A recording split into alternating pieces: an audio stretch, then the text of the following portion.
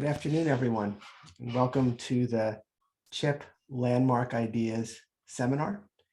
Today, we will hear about linking human and environmental microbiomes for health from Rob Knight from the Center for Microbiome Innovation at the University of California, San Diego.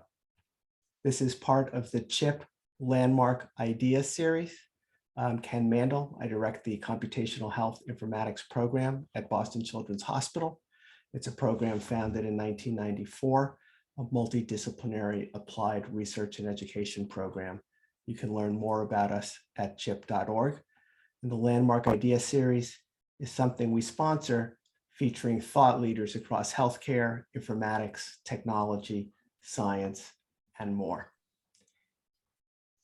I'm going to introduce Rob briefly. We'll hear Rob's presentation. During the presentation, you can put your questions into the Zoom Q&A chat box as we go, and then we will have closing remarks. Rob Knight is the founder of the Center for Microbiome Innovation and professor of pediatrics and computer science and engineering at UC San Diego. There are as many bacteria in a human body as there are cells, and Dr. Knight is a world-leading authority on these roommates of ours, which are undoubtedly linked to our health and our diseases. He developed one of his data sources through a massive citizen science project called American Gut. He collects samples from around the world in the Earth Microbiome Project. Here to tell you more in just a moment is Rob himself. If you would like to use social media, here are a few handles: American Gut, @BossChip. And again, put your questions in the Zoom Q&A box. And now I'll turn it over to Dr. Knight. Great. Let me just share my screen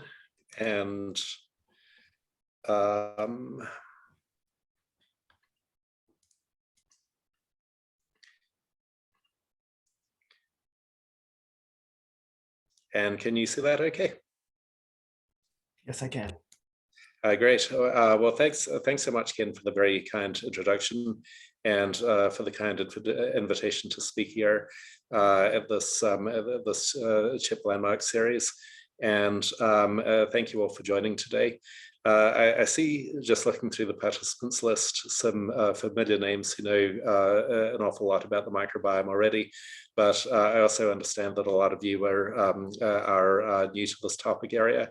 And so what I'll do is a mixture of big picture stuff about why we care about this field, and to try to capture the unique excitement of this exploration that we're all engaging in together to explore microbiomes around our bodies and around our planet, while also doing a bit of a deeper dive into some of the technical topics, especially the computational topics that give you a somewhat better idea of why we're doing what we're doing and what some of the key problems are. So what I'm going to tell you about is the work we're doing linking human and environmental microbiomes for health and understanding bacteria throughout our planet and throughout our bodies. So I'd like to start by inviting you to consider what you see when you look in the mirror, and just think about what you saw when you looked in the mirror this morning as you were getting up, getting ready to start your day. For myself, I saw an organism that's just 43% human, and not just because it was early and I hadn't had my coffee yet, but when we think about what makes us human at the level of cells, each of us has about 30 trillion human cells, according to the latest estimates. But in contrast, we have about 39 trillion microbial cells. And so by that measure, just counting up all the cells in our body, you could say we're just 43% human. And most of those microbial cells are bacteria located in the gut, but there's also all sorts of other archaea, fungi, other types of organisms associated with us, and smaller microbial communities in the mouth, in the skin, and other locations. But you might think, well, we're in the 21st century, who cares about counting cells anymore? Shouldn't we think of this at the level of our DNA? And when we think about our microbial diversity at the DNA level, it's even more astonishing, because to the 20,000 or so human genes were identified by the Human Genome Project, a truly monumental effort to understand what makes us human at the DNA level. That only captures the cells, that only captures the germline DNA that's in all of our cells. And if you contrast that to what's in all of those microbes, what we see is a vastly expanded gene repertoire of 2 to 20 million microbial genes, because all of those different microbial cells, instead of having basically the same genome like our human cells, they have a tremendous diversity of different genomes. And so as a result, when we're thinking about it at the genetic level and in what follows from the genetic level, like unique epitopes that could trigger the immune system, unique biochemical functions and so on, you could say that we're just 1% human. And perhaps what's most remarkable in all of the studies, valuable as they are, that focus on the human genome and not on these microbial genes, is that the genes that we're focused on in those studies are the ones that are fixed, whereas the microbial genes, the ones that we're ignoring, are the ones that we can change. And what I think is really exciting, especially from a pediatrics perspective at the moment, is being able to understand how we can change all these microbial genes in ways that will promote our health throughout our lives, as well as understanding the many ways that we're changing them inadvertently that may be harming our health. So I'd argue that advancing the microbiome and microbial science is key to our future, but we're running out of time to do this. And part of the reason why I say this is when we look at Indigenous communities living very traditional lifestyles, like the Hadza hunter-gatherers who we've studied in Tanzania with Justin Sonnenberg's group and others, what we see is very different microbiomes and a very strong seasonal pattern. And this is true not just for the Hadza, but for many other groups. So in this study, we did a cross-cultural comparison of the gut microbiomes of many different populations around the world. And what we saw using Unifrac distances and principal coordinates analysis, which I'll explain later in the talk, is that along axis 1, the main axis of variation, these different populations sort out automatically according to their microbiomes, from the least market integrated and least industrialized on the left-hand side to the most market integrated and most industrialized on the right-hand side. And so populations around the world that are living traditional lifestyles have totally different microbiomes from anything you'll see in the US or Australia or Europe. And this is also correlated with a huge loss of microbial diversity.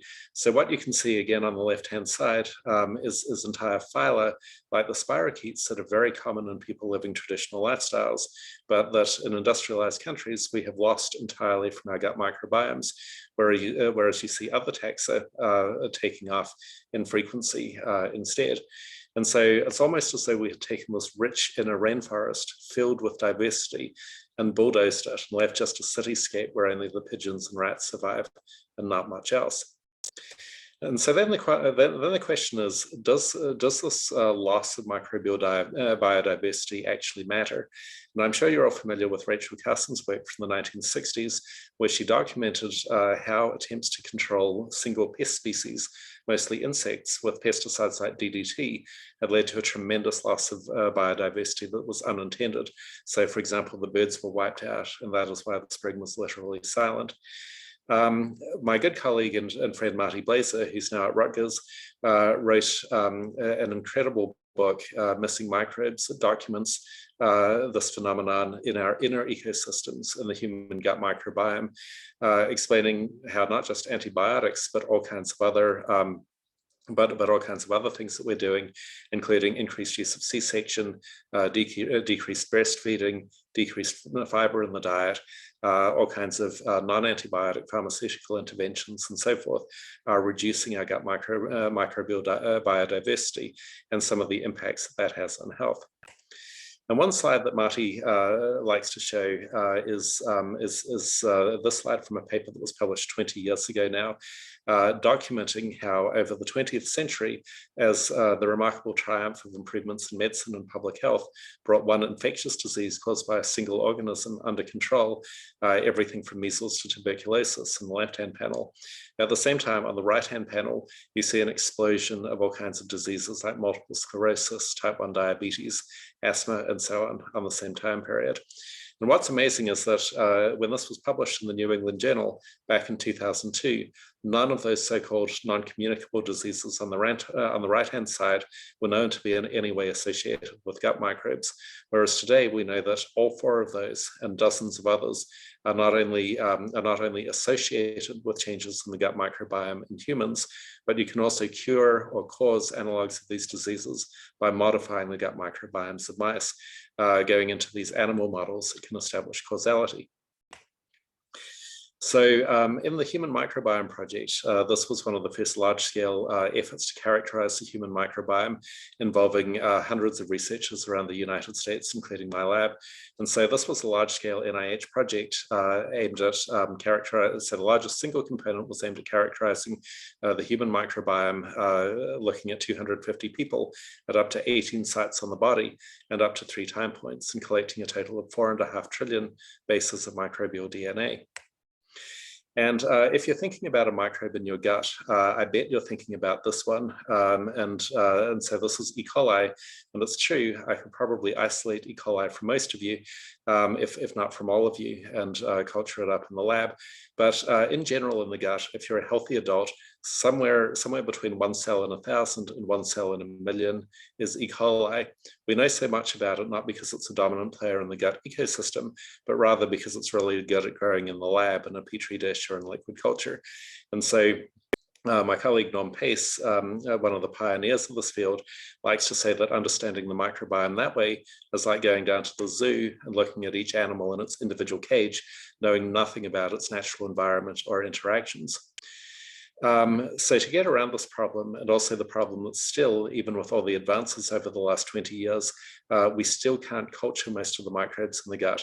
What we do is we instead turn to DNA. And so we isolate the DNA directly and sequence it. But then we run into the big data problem that each teaspoon of your stool has literally the amount of data encoded in its DNA that it would take a ton of DVDs to store. So then we have this data analysis problem. And so, for example, in the Human Microbiome Project, what was great about it is we had an unprecedented amount, 4.5 trillion bases, 1,500 human genome equivalents of data concerning the human microbiome for the first time. But that was also the terrible thing about it, because we had to grapple with all that data. And to illustrate this problem, what I'm showing you here is the first file of data from the HMP. It's probably difficult to tell anything from this, including the fact that it's an oral sample, let alone the sequence signatures that allow us to determine that it's from the mouth and not from the gut or the skin or some other site that was sampled. And this is just the first 0.1% of this file, and there's another 17,000 files just like it.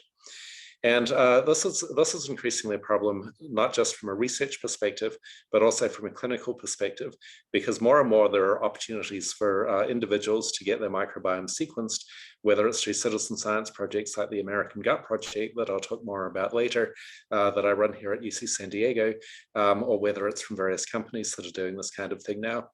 And I'm sure that as clinicians, it's your nightmare that your patient's going to come to you with a huge smile on their face and tell you, hey, doc, I have this great news for you, which is that I had my microbiome sequenced, and now I have a list of 1,000 genes, 1,000 species that they found in my gut, or better yet, 1 million genes that they found in my gut.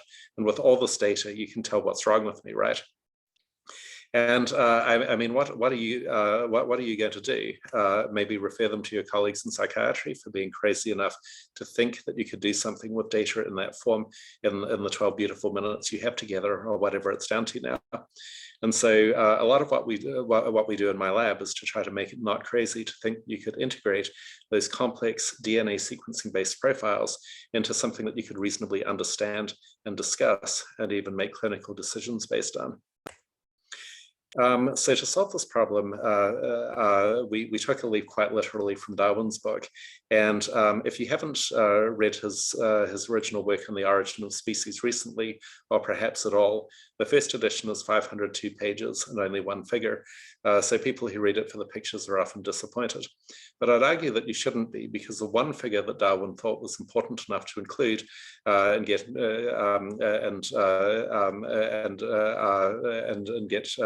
printed back in 1859 was this: the first expression of a phylogenetic tree in biology, where the idea was that to get a handle on life's complexity, what you needed to do was group organisms by common descent and understand the similarities and differences in different organisms and their features by appealing to shared ancestry and shared descent of traits from those common ancestors. So Kathy Losapone, who was one of my first graduate students when I started my lab at Boulder, extended Darwin's idea in a way that allowed us to grapple with whole microbiomes.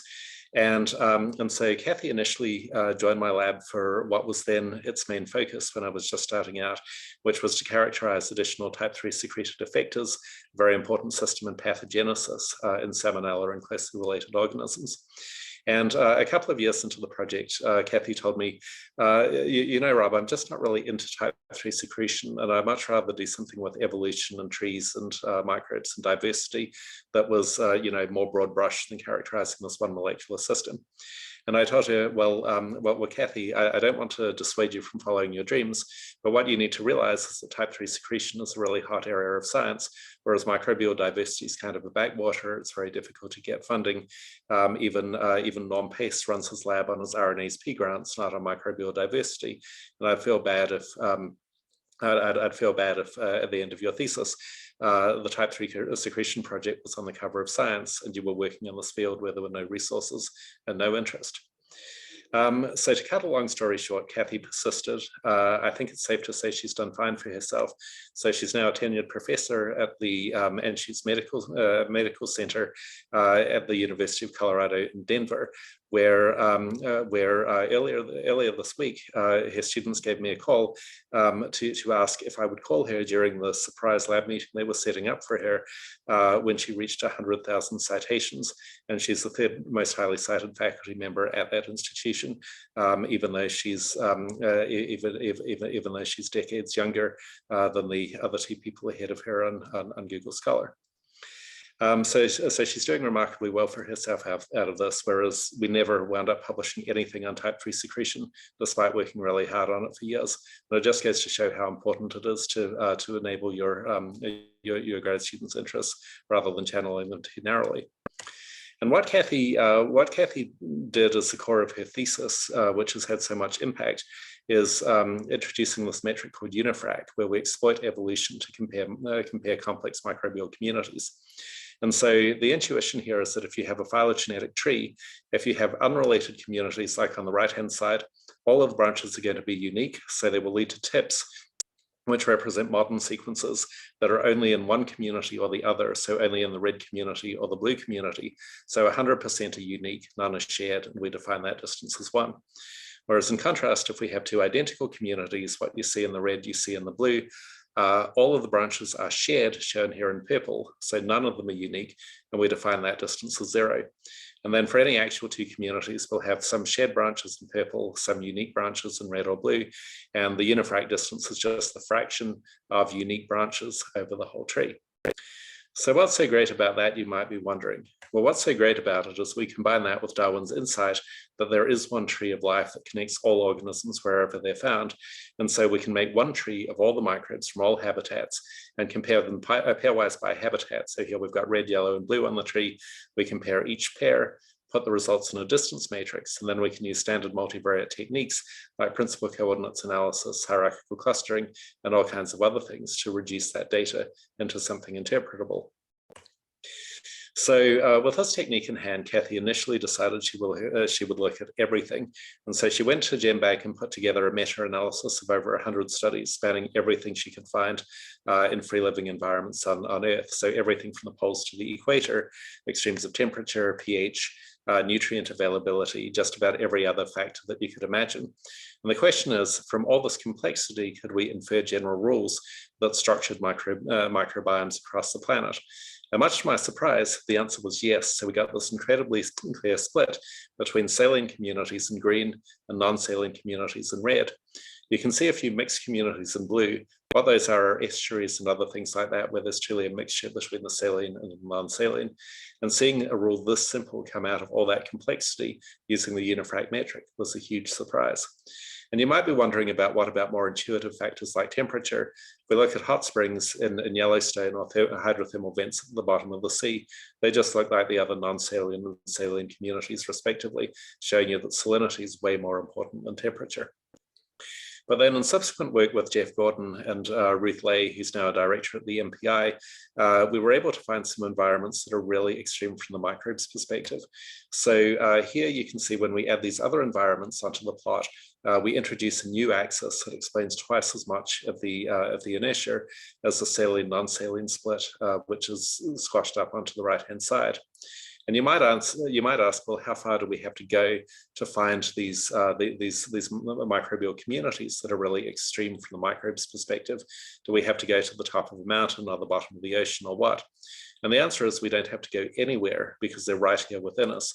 And so what we're seeing is that the vertebrate gut is really different from any of those free living communities. And the things in between are things like cow rumen, termite guts, skin, and other human-associated habitats, and so forth. And so what's remarkable about this is that if you take a different view of the same data and make a network where each node is a each colored node is a kind of microbe, and we connect them together based on the environments that they inhabit, what you see coming out automatically is a structure where the free living environments that are in red here are separated out from the human and the other vertebrate gut environments in blue and green respectively. And then we see things like the skin and the oral samples right in the middle as a connection and interface between ourselves and the environment. And understanding that connection and integrating the results from the Earth Microbiome Project with the Human Microbiome Project, the American Gut Project, is one of the main things we're engaged in at the moment. So in this very deep way, this network of microbes connects the human body to the whole planet.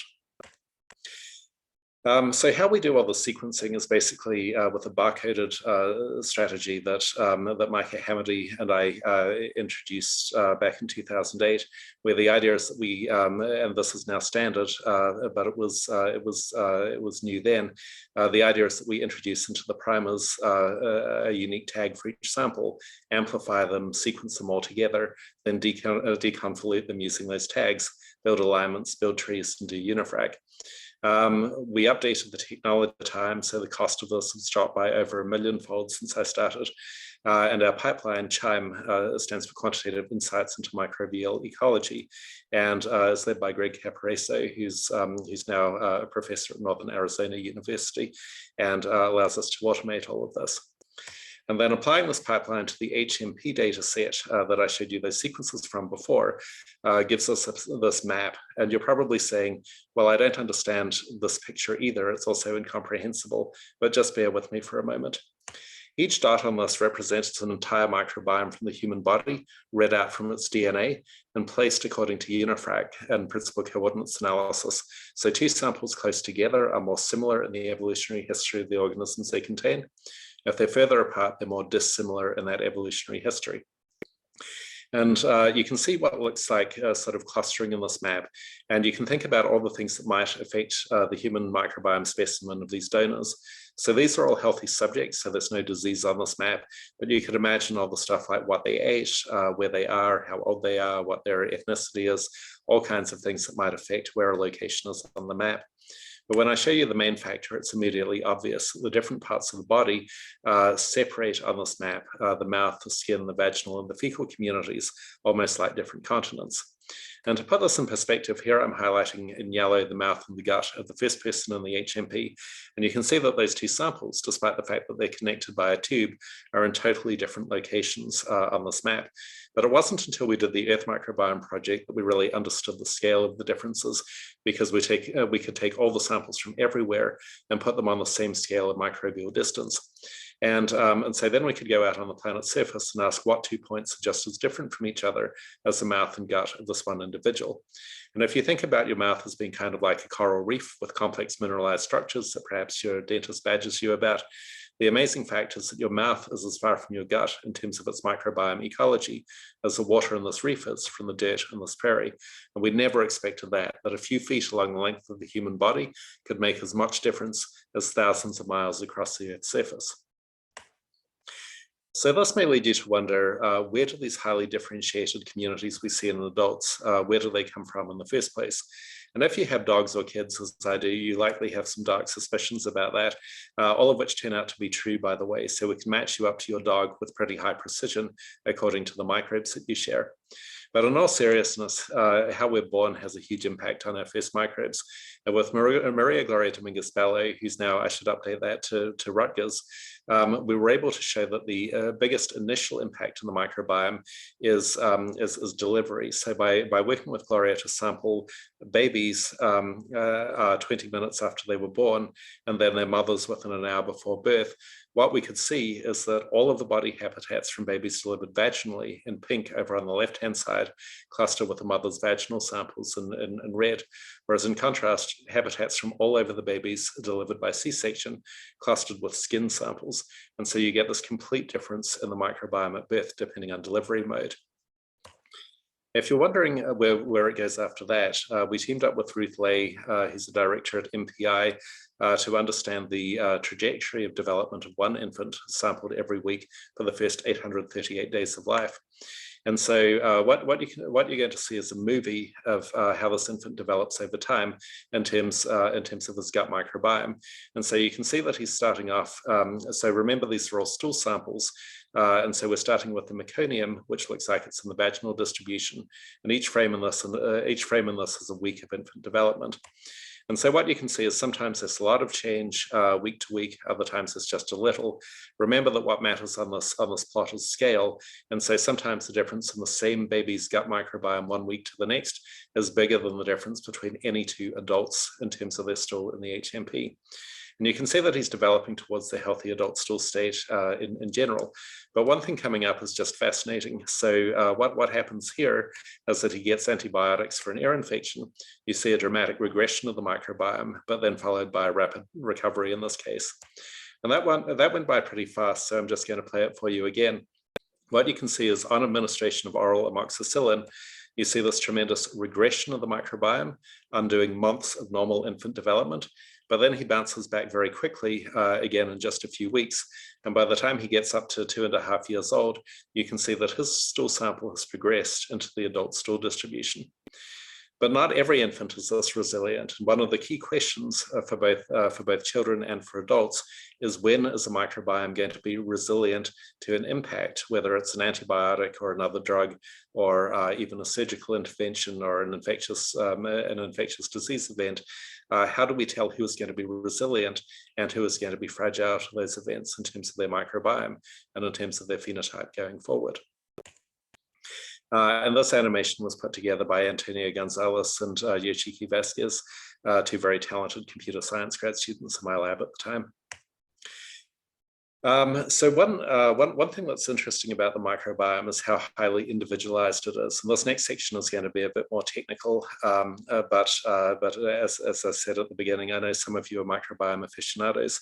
So one thing that's a big problem, especially in studies of diet and other longitudinal studies, is that individuals have really different microbiomes that are stable over time. So when we look at serial samples on the left-hand side, you see they cluster by individual, and that makes it relatively difficult to deconvolute that effect from overall trends like increased age, or for example, whether you have active disease or not. This is from an IBD study. So one way of doing this is by a technique called compositional tensor factorization that was introduced by Cameron Martino, a very talented grad student in my lab at the moment, where basically the idea is you want to decompose some things like the Netflix challenge. How can you come up with what people like by decomposing it into decomposing each observation into categories that are commonly associated with each other as revealed by the preferences of individuals. So what we're doing is essentially taking the Netflix challenge and swapping out users and movies for subjects and microbes to understand which microbes like a particular subject. And so what we can do is we can basically take the initial matrix of observations, including things like explicit time series data, and then obtain factors for each dimension in a way that accounts for the study design, especially time series designs, but also spatial or other clustering that's likely to be strongly affected by metadata variables you capture about the subjects. And one thing that's really useful about compositional tensor factorization is it fits into the sorts of workflows that we usually do with microbiome data. So you can make biplots that relate taxa to features. You can look at trajectories over time. You can look at particular features by rank, and you can also look at features associated with phenotype.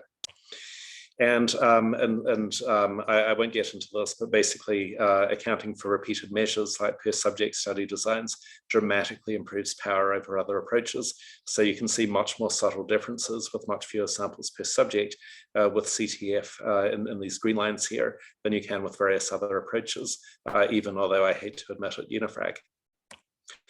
But one thing that was particularly exciting about this work, which Cameron published in Nature Biotech a couple of years ago, was its application to a microbial seeding study that we did with Gloria. So I told you about the initial study where we showed that the microbiome at birth differs depending on delivery mode. But then the question was, if you take babies who are born by C-section and then you transfer the mother's microbiome from the vaginal community to those babies at birth, do you see differences later on?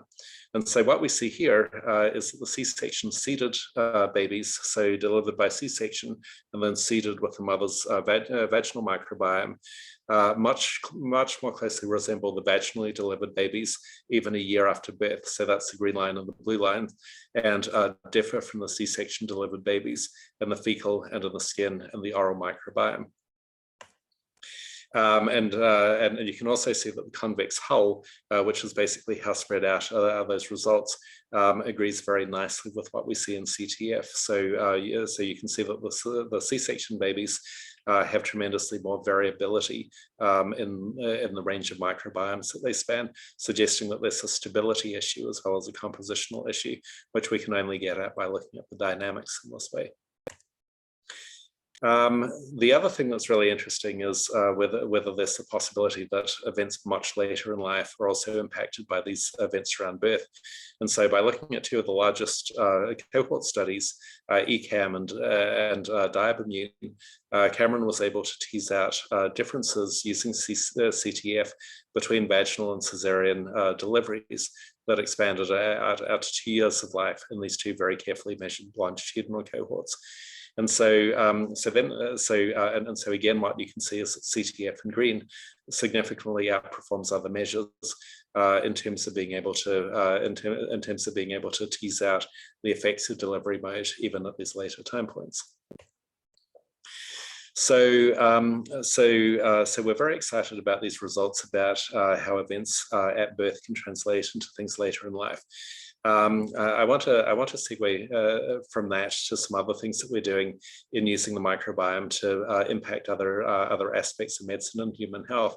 And there's a huge number of diseases that the human microbiome is now known to be associated with, including not just diseases of the gut like IBD, but a wide range of inflammatory, neurological, infectious diseases, and also cancer, as I'll go into more detail about later.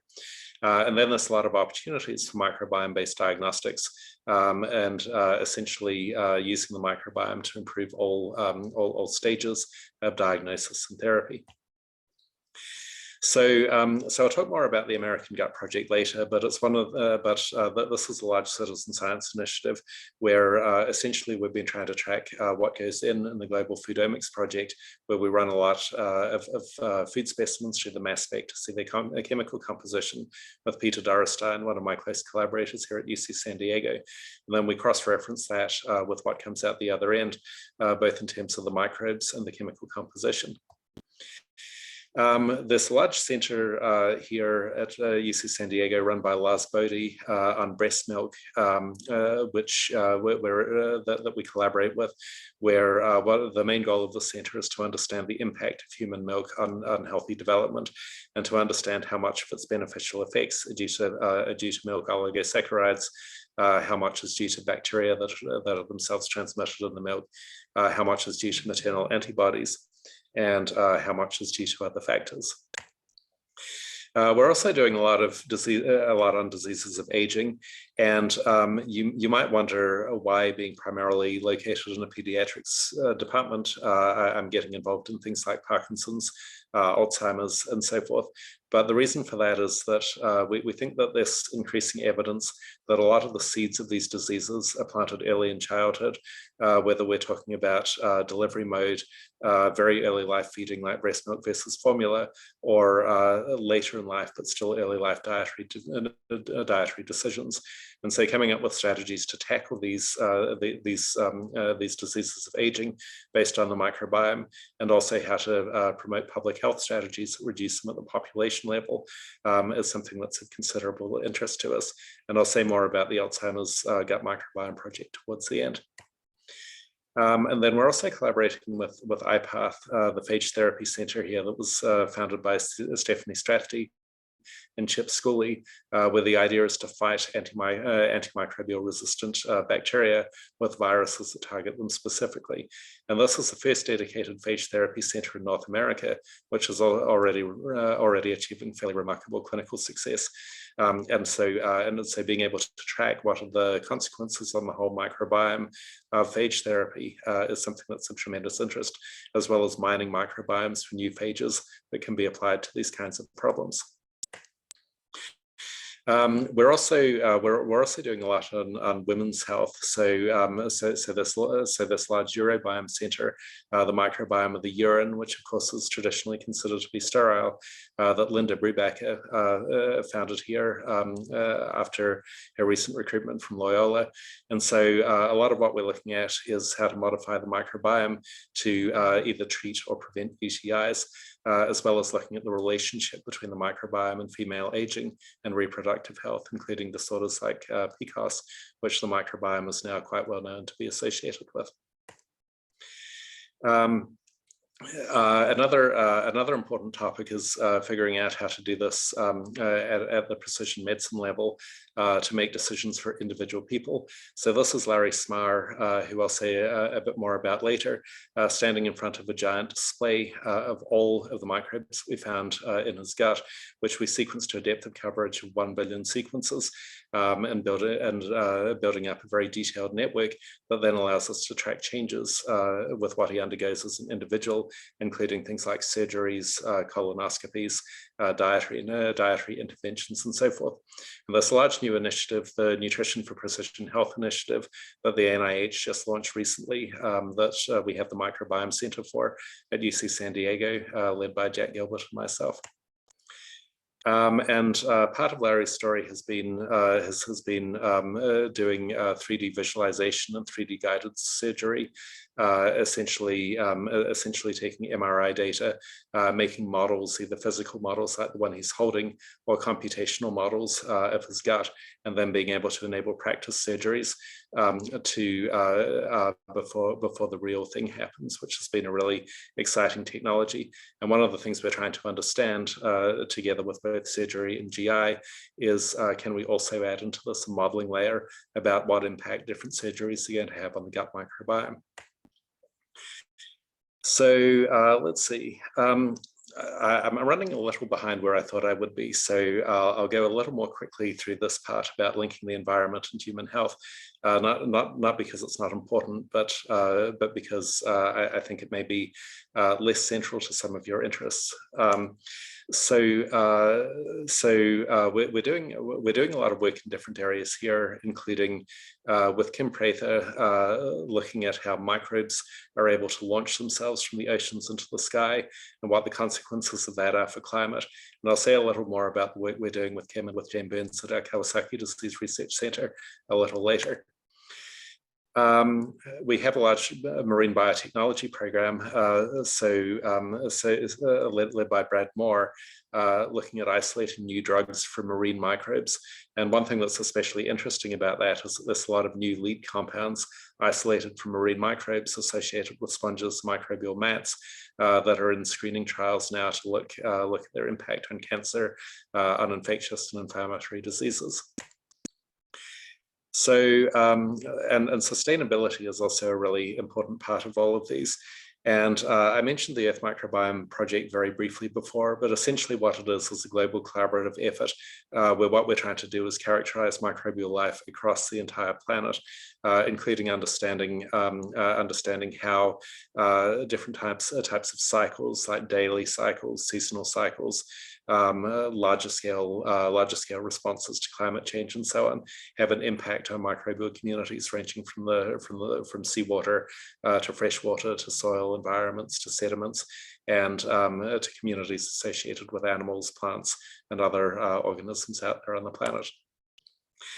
A really important part of this initiative was the Microbiota Vault, which was founded by Gloria Dominguez-Bello, who I mentioned earlier, and Jack Gilbert, myself, and Marty Blazer, and a number of others, where essentially the idea behind the Microbiota Vault is to be a parallel to the Seed Vault in Svalbard, where we can capture samples of these microbes before they're gone and store them permanently as a resource for humanity, and potentially recover them after they're extinct in the wild. There's also an initiative, Food and Fuel for the 21st Century, that's informed by these microbiomes, where Steve Mayfield is leading an effort to transform algae into biofuels and bioproducts. And a really important part of this is modifying the soil microbiome for regenerative agriculture.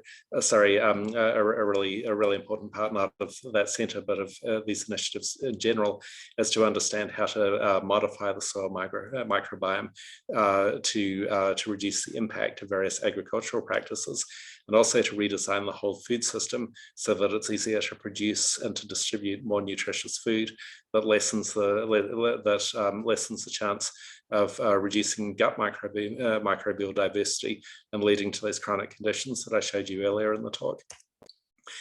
And part of the reason why this is so important is that the microbes are so intimately involved in so many of Earth's key biogeochemical cycles, including nitrogen and phosphorus cycles from fertilizer, including things like methane emissions from cows and sheep, and including things like agricultural and industrial emissions and the impacts of carbon and nitrogen oxides.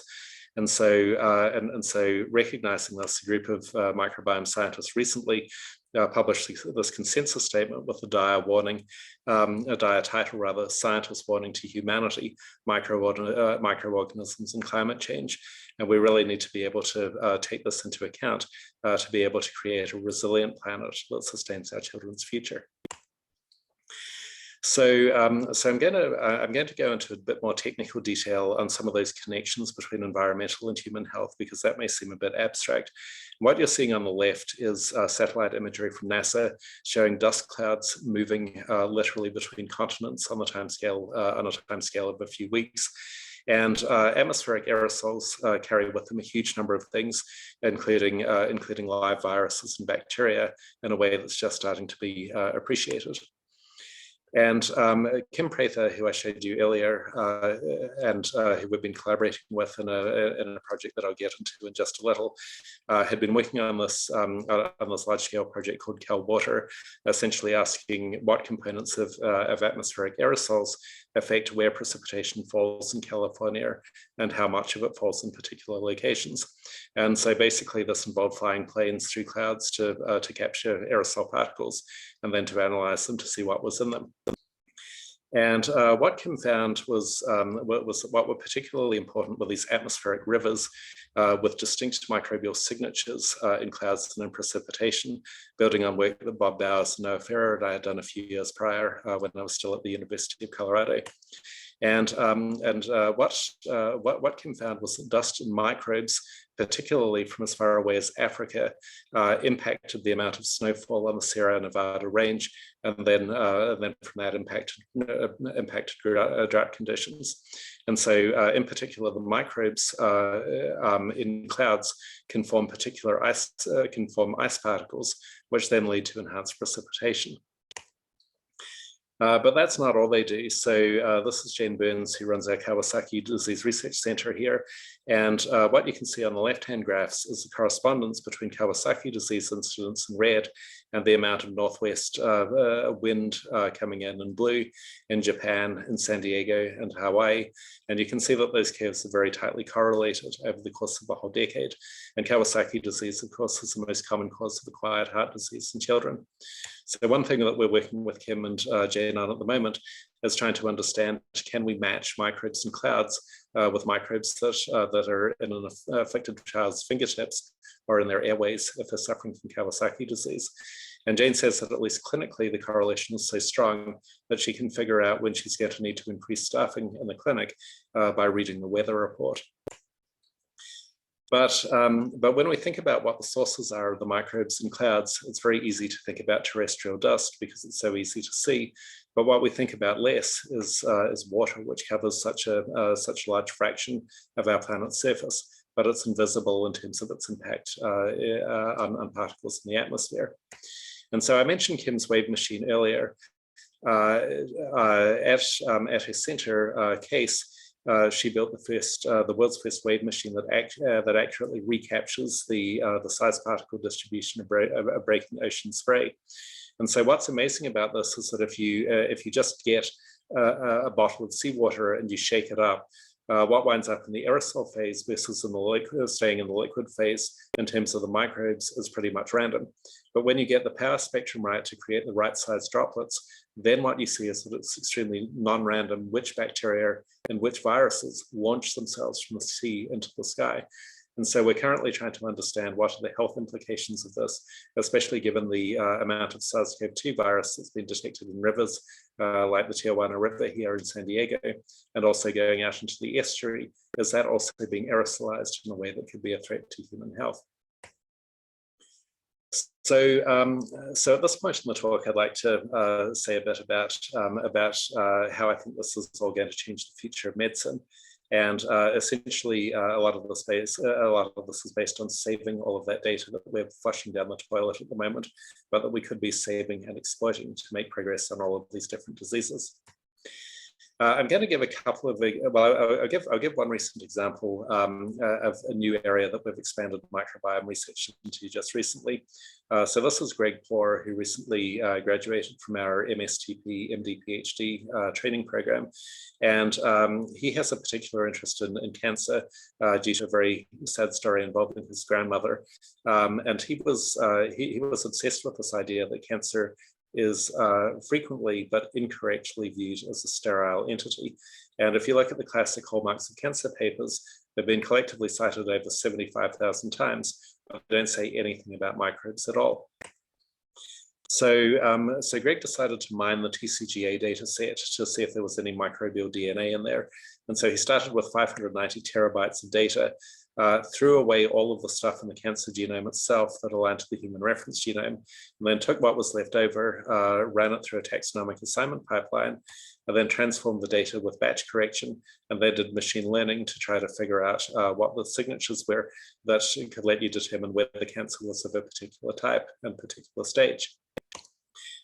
So, so what Greg found, like many other people, is that there's about 1 to 4% of microbial DNA in a given tumor sample, and then of that, you can typically classify somewhere between 0.2 and 2% according to particular kinds of known microbes, with the rest of those reads being unknown.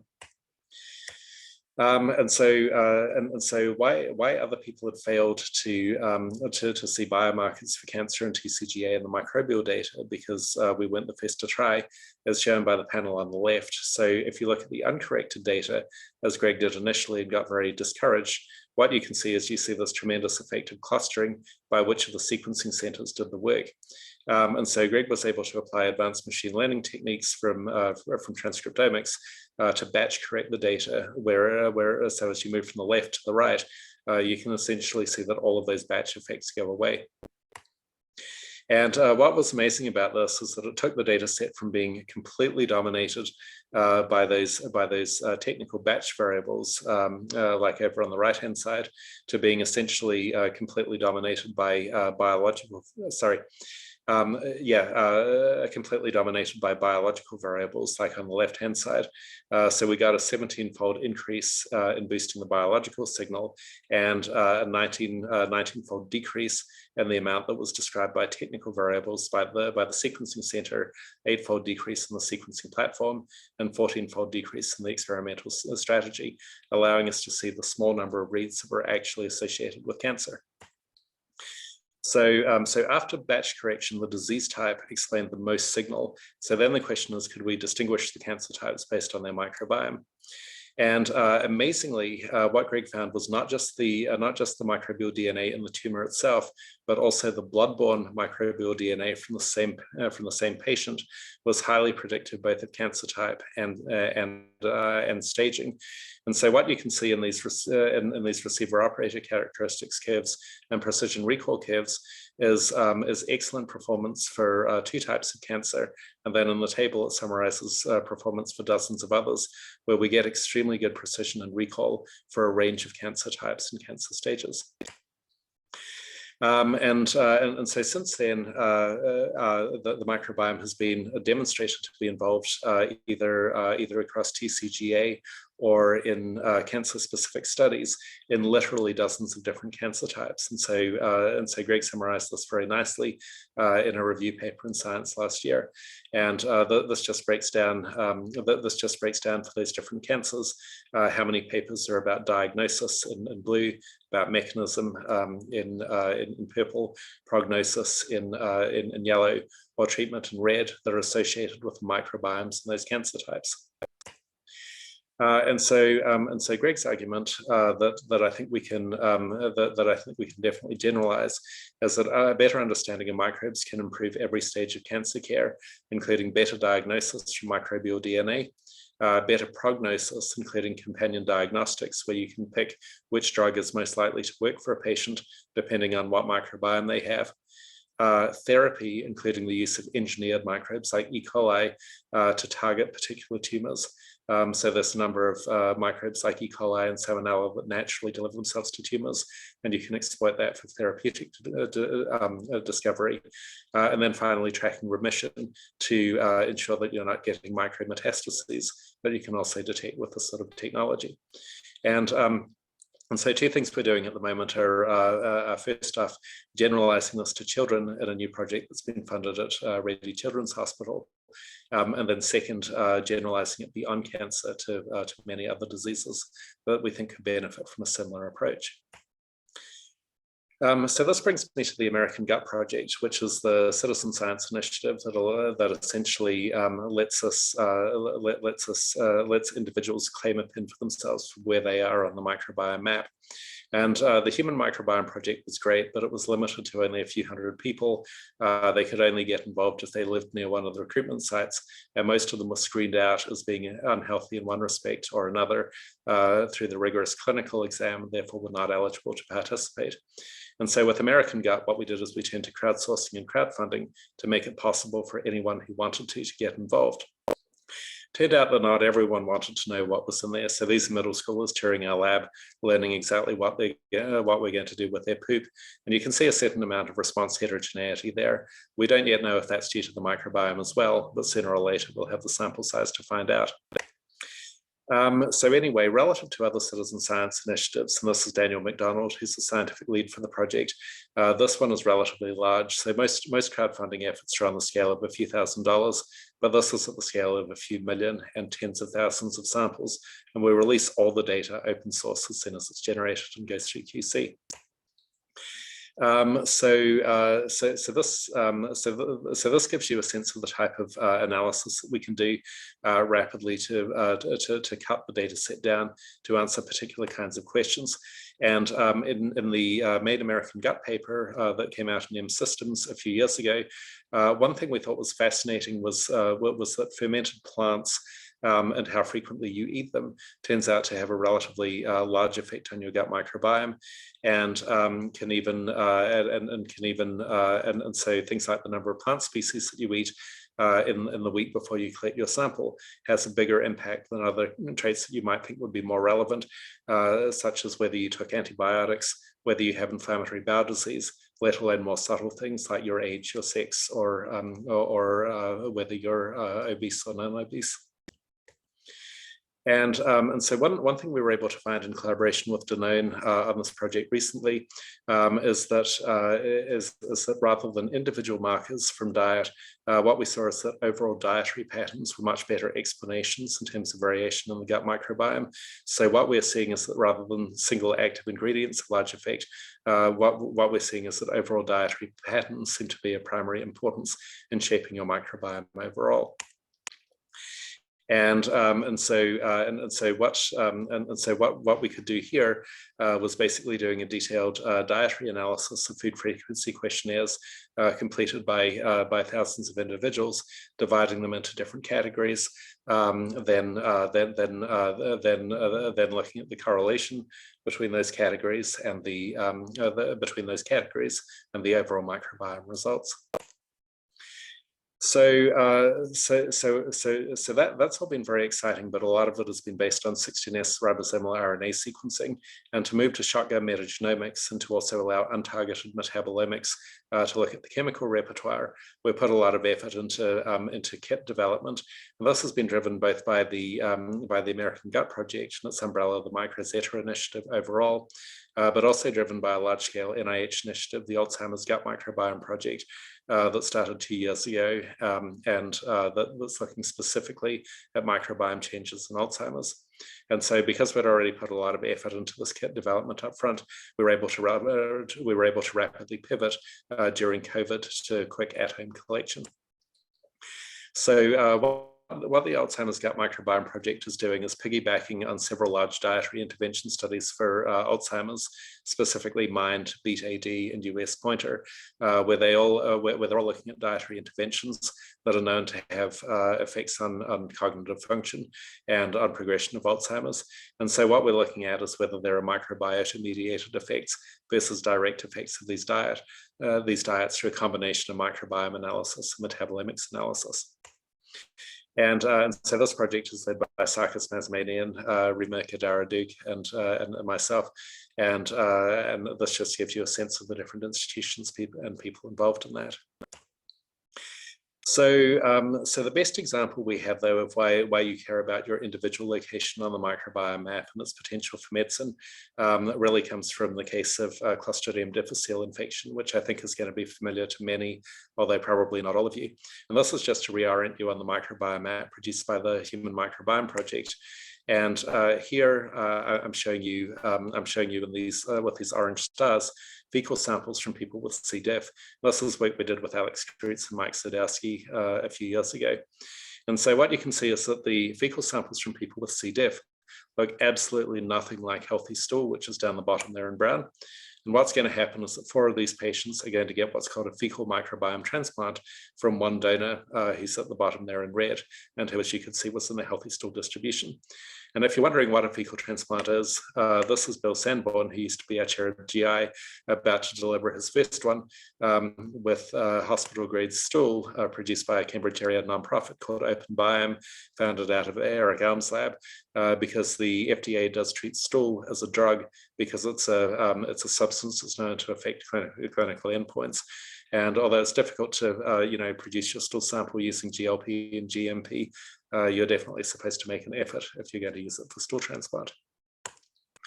So anyway, 4 of these patients are going to get a stool transplant from that one healthy donor who you can see is down at the bottom, who was down at the bottom there. And then the question is, at the whole microbiome ecology level, which remember I told you was like the difference between dirt and seawater, are we even going to see anything on input of a few grams of stool? And unlike, and so similar to what I showed you with the baby earlier, here we're going to see a time series. But unlike that time series, now each frame is going to be a day in the lives of these patients with recurrent C. diff, rather than being a week.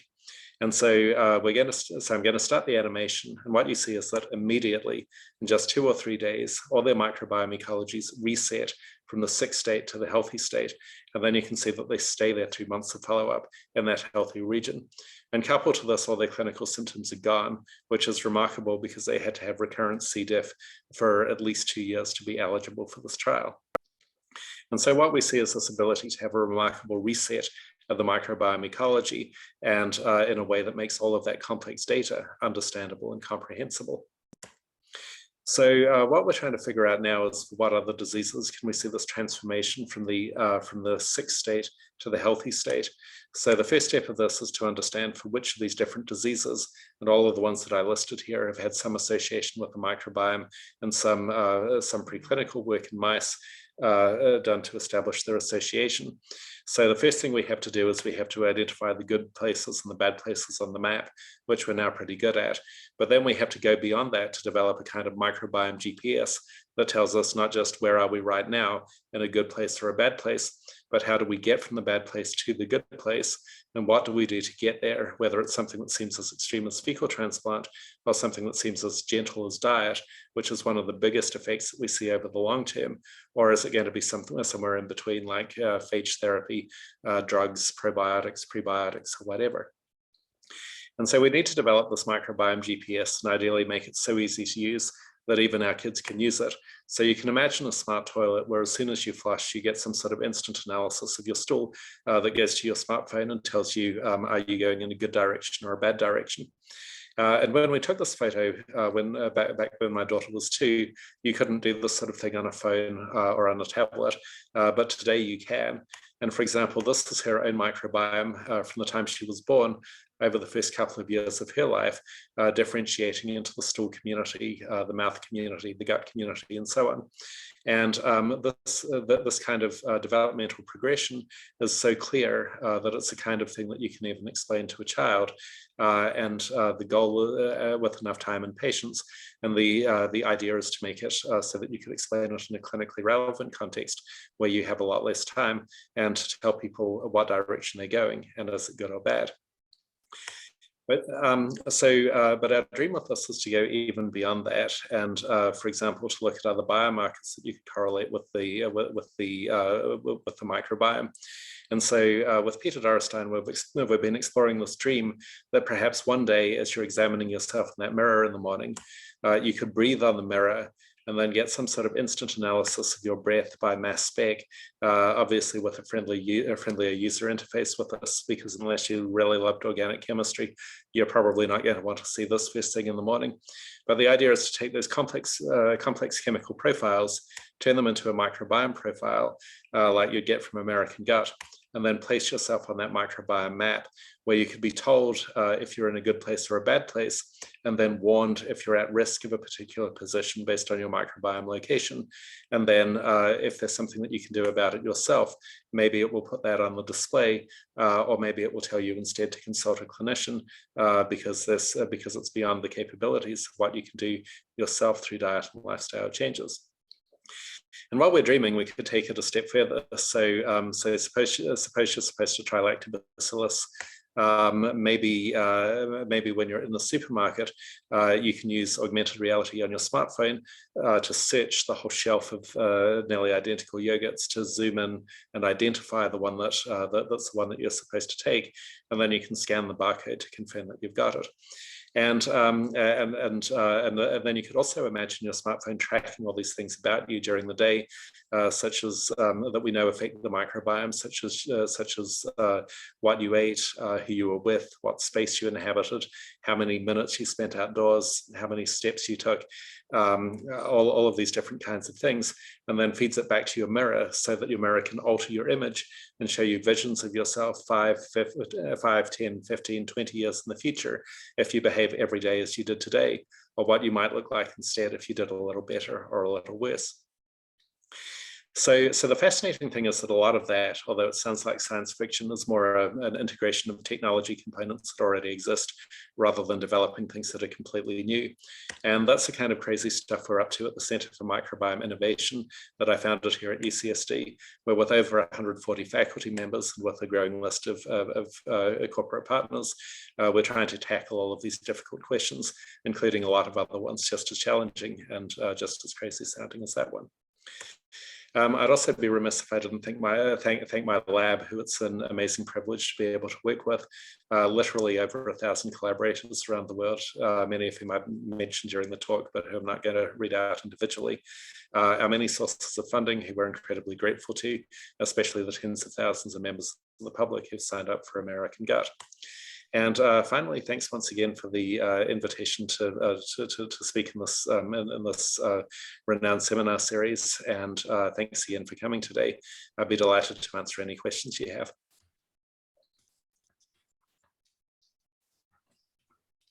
Spectacular talk, Rob. Thank you.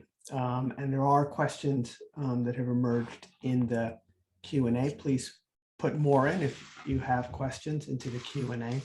Let me begin with a question about your vision of the therapeutics. You pointed, for example, to yogurts in the supermarket, and you also showed a fecal transplant happening. Now, can you comment sort of on the emergence of microbiome therapies based on if you look at the fecal transplant, that's a rather coarse therapy in that it's very non-specific. You only know that the person was healthy or not healthy, basically, right? They are not, there aren't specific bacterial strains that are prepared for an individual in a precision fashion.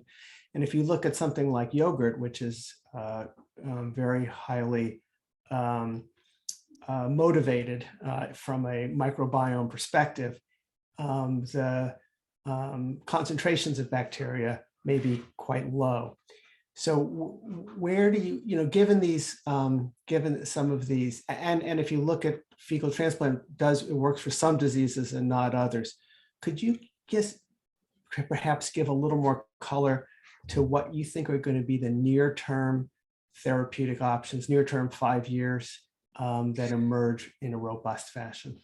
Yeah, absolutely. Would you? So that's a very insightful and perceptive question. And would you like me to talk about diagnostics as well, or only therapeutics? Yeah. You can just rather than me asking a diagnostics question, feel free to just color that in as well. Yeah, absolutely. Well, so for diagnostics, there's an increasing laundry list of diseases where we can make very good predictive models in a particular patient cohort about which patients in that cohort do or don't have either the disease overall or particular clinical features of that disease. And that includes things that you'd expect, like inflammatory bowel disease, which we can read out from the gut microbiome, and things that are perhaps more surprising, like we can get good associations and good AUCs with, say, Alzheimer's from the microbiome as well. The next challenge is building a classifier that's robust enough that you can generalize it to a new population. And that's been the stumbling block for getting clear certification for a lot of these diagnostics. And we did some work with Hongwei Zhao that was published in Nature Medicine a couple of years ago on the southern China cohort microbiome study. And so what was interesting about that is it was about a dozen cities across southern China with about 7,000 subjects where their microbiomes were all treated exactly the same way. and there were about 8 different clinical indications covered in that, including a range of metabolic and autoimmune phenotypes. And so what we saw there was, although in each city we could build a very good predictive model saying who was healthy and who was sick in that city, when we generalized it across cities, it didn't work at all for most diseases. And the same microbes that make you healthy versus sick in one city also differentiate you from being healthy in city 1 from healthy in city 2. So the models do not generalize. And understanding how we can build more generalizable models is a major challenge in the field right now. There is hope though. So for inflammatory bowel disease, that signal is so strong that you can generalize models, as we've shown, between the US and China, between adults and children, and even between humans and dogs. So if you do a good predictive model of human IBD, you can apply it to canine patients and vice versa. So some of these signals are robust and generalizable and usable for diagnosis. Others are more subtle, and you have to be a lot more careful about technical and confounding effects.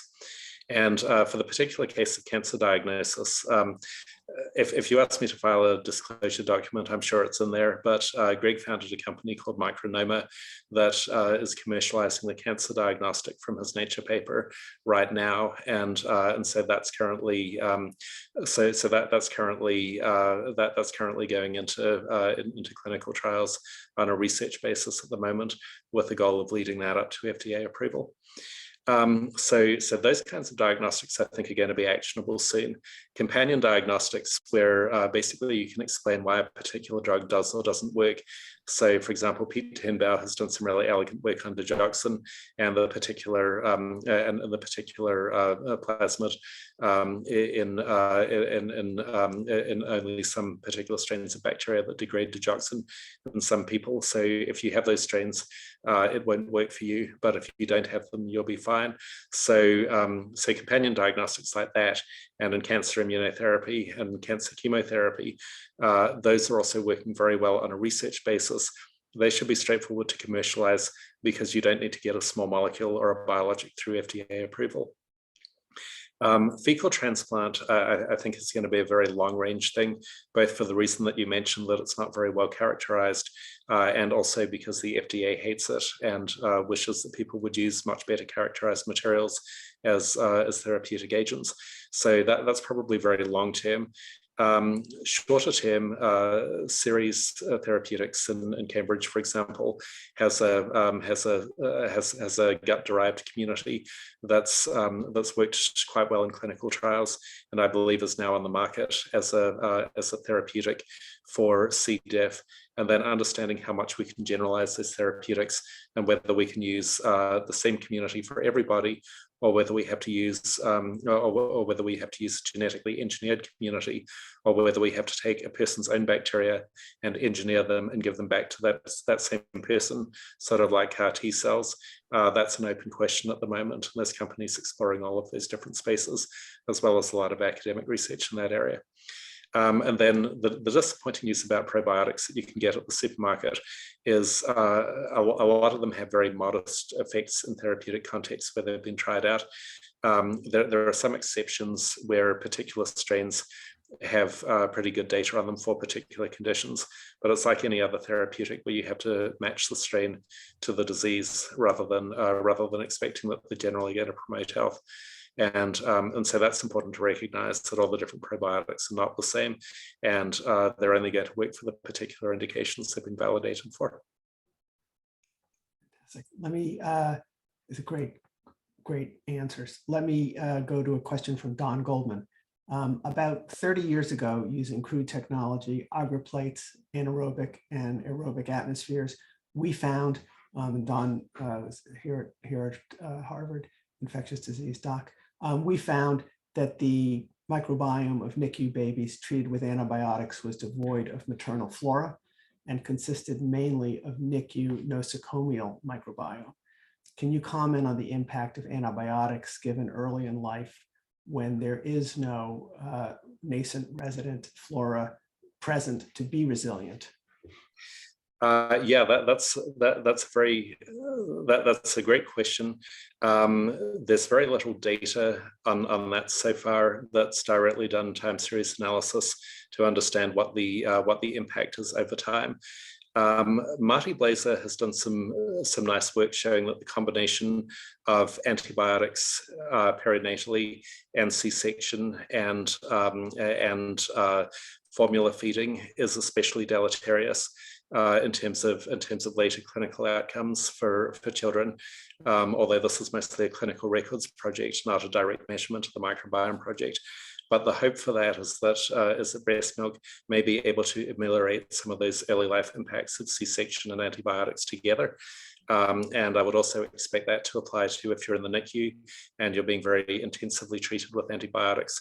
At least in mice, you can knock down the level of gut bacteria by many orders of magnitude. And it seems very likely that the same is true in human infants. So you may be in that situation like with C-section, where essentially you're going to be colonized with whatever's in the air, which is largely derived from human skin bacteria in a built environment setting. And that's any built environment, like when we work with JPL in the spacecraft assembly facility. Again, what's left, even when you rigorously try to exclude all microbes, is that humans are filthy and we just contribute skin microbes to any environment that we're in. In terms of, let's see, and then the Merete Expo at the Norwegian Institute of Public Health, we have worked with to similarly show that the combination of early life antibiotics and C-section has a particular impact on phenotypes later on, including both metabolic phenotypes like obesity and cognitive phenotypes. And that I believe that data is out to 8 or 12 years now. So I think it could be very important to think about early life restoration, either with microbes directly or with dietary interventions like banked breast milk, in order to ameliorate these problems. The research is still a very early stage though. Here's a question from Rima Rashid. Studies evaluating the effect of the microbiome on a specific disease have at times included a relatively small number of patients, 20 to 40 controls, 20 to 40 affected, for example. Results often report an increase in a specific phylum or family. Is there truly significance in reporting these types of results? Yes, so again, that's a great question. And I would argue that there used to be significance in reporting those types of results, but there isn't anymore. And the reason why I say back in 2005, those results were sufficient for looking at an association between the microbiome and obesity, or in 2013 for reporting an association between the microbiome and autism, was at the time no one believed that there was any association. And so if you could show any difference between cases and controls in the microbiome by whatever method, then that was very important for establishing this is a disease where the microbiome might be associated, and then it's a promissory note later to try to find out what the differences actually are in detail and whether they're therapeutically relevant. So now the microbiome has been associated with so many different diseases that it's not very surprising to add another one to the pile, especially if it's very coarse characterization like at the phylum level. If you can get down to the strain level, then it's a lot more actionable, because if you can get down to the strain level, you can take those particular strains of bacteria, put them into mice that are raised germ-free with no microbes of their own, and do mechanistic studies. But it doesn't make any sense to think about infecting a mouse with a phylum because that contains so much diversity, right? Like a bacterial phylum contains as much evolutionary history as all the plants, all the animals, and all the fungi combined. So, if you just picked one plant, animal, or fungus at random and took that as representative of the whole group, you probably wouldn't get very, very useful conclusions. So you really need to be looking at the level of particular strains and ideally complementing it with a guideline for future work. For future work that's going to get at mechanism to be able to understand it. Now, the one exception to that, though, is often those relatively coarse grain studies give you excellent classifiers. And as long as you're sure that your classifier accuracy is due to the disease and not due to a confounding variable, which is another big problem with a lot of these small studies. But even if your results are at the phylum level, if you got a 99% accurate classifier that told you the difference between sick and healthy, you would absolutely care about that, even if you didn't know how it worked. And similarly, if you got an accurate classifier that told you the difference between this drug will work for this patient or it will fail, you'd absolutely want to know that, even if the data that was underlying it were very coarse. And one thing we've found in cases where we've had very high resolution data is that the highest resolution will give you a worse classifier, that you need to group the bacteria into a higher level taxa to be able to get a good classifier for that particular situation. So if you have a particular purpose for the data set that you've got, there's definitely value in just being able to show I can tell cases from controls. But what you do have to be careful about is that you have a big enough sample size that that you don't have confounding variables that are dominating your result, and that you're not going to get a result that's dominated by chance. Great. Last question. Sorry, if I could just, the other thing to consider is that the small studies, very large numbers of those small studies in the 20 patient range are conducted. Almost none of them are published. The only ones that are published are the ones that got lucky and saw a large effect. But the more studies that are in the file drawer, the less likely it is to reproduce. And that's also a substantial concern you should have if you're sitting on a data set with a small number of patients.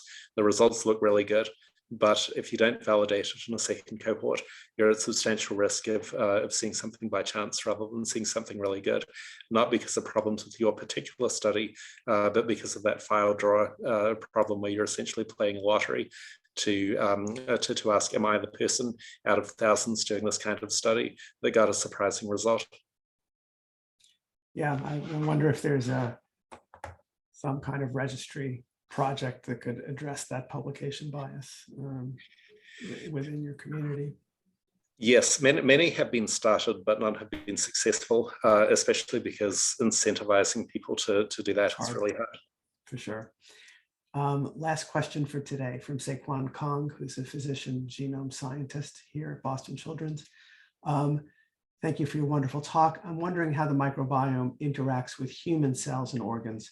For instance, small molecule microbial products could enter the host bloodstream.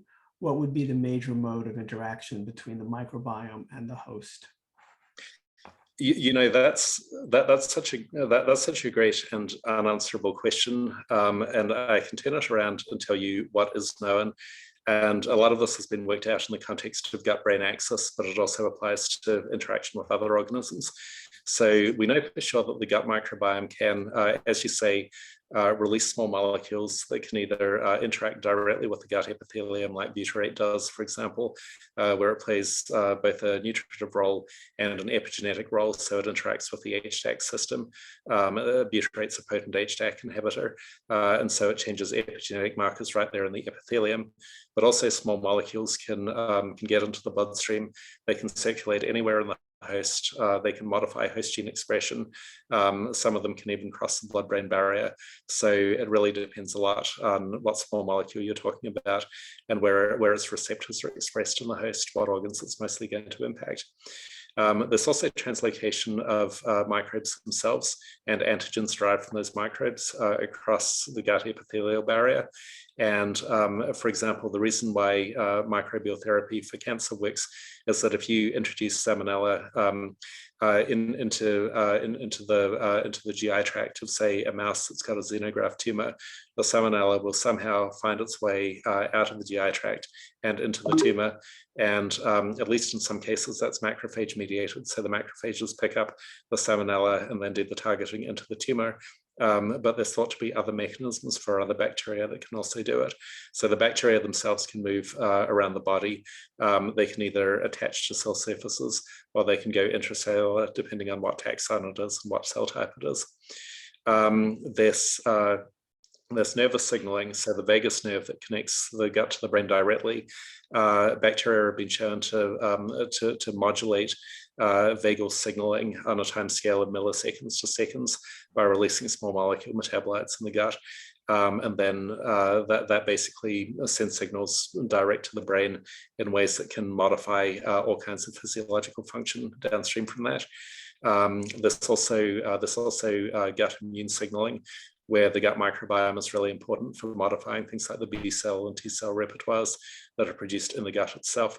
And then immune cells from the gut can infiltrate the rest of the body, either carrying bacteria with them or with particular pattern recognition. So basically, we know that all of these things do occur in one model or one system or one disease or another. What we don't have a picture at all of is what is the relative importance of those pathways.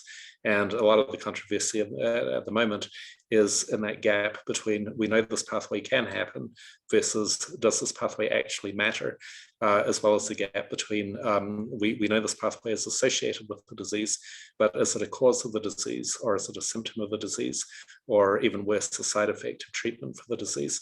And so untangling those things is what's leading to a lot of the uncertainty and also a lot of the controversy in particular conditions and particular microbiome effects. Rob, this has been a terrific afternoon that we got to spend with you. We hope to do this in person with you as the pandemic hopefully lightens up and to interact further. I thank you on behalf of everyone who's spent this time with us today for a spectacular vision, spectacular execution, and no doubt spectacular things to come. I'm going to briefly let folks know about upcoming talks in our various series. We have Christopher Longhurst, the Chief Digital Officer, also from UC San Diego, coming up soon. Chrissy Farr, who's a health tech investor, but formerly also a very well-known health tech reporter for CNBC, talking about digital investments. Vinny Prasad, from UC San Francisco, heavy California representation, an evidence-based medicine aficionado. Derek Rossi, co-founder of Moderna, and Michaela Vandeshar, who is a AI-driven medicine expert. Karen Copenhaver, who's a spectacular licensing lawyer with tremendous insights into how to use those open source licenses to get good results. Alan Brandt, history of medicine professor, and Rich Miner, inventor of the Android operating system at Google. We encourage Rob and others to come interact with our faculty and our postdocs, and thank everyone again for joining us this afternoon and in the future as well. Thank you. Thanks again, Ken. That's amazing company to be in, and I'd love to do it in person sometime. Thanks for the invitation. Thank you.